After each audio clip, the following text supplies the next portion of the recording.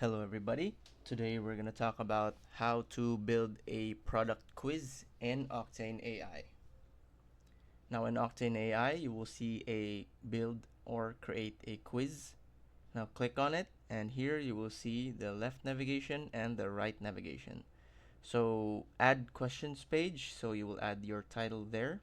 So if it is a product quiz, you maybe input a question about the products and the custom content. You want to edit or upload custom content about your product.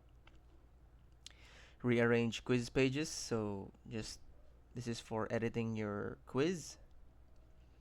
Now add individual answer options, so add multiple answers about your quiz, edit answer options, add logic under answers, enable and edit continue and or skip button. So in here it is all customizable, so you will be inputting everything about your product in this quiz since you are building a product quiz. Now after this, just save it and you're done.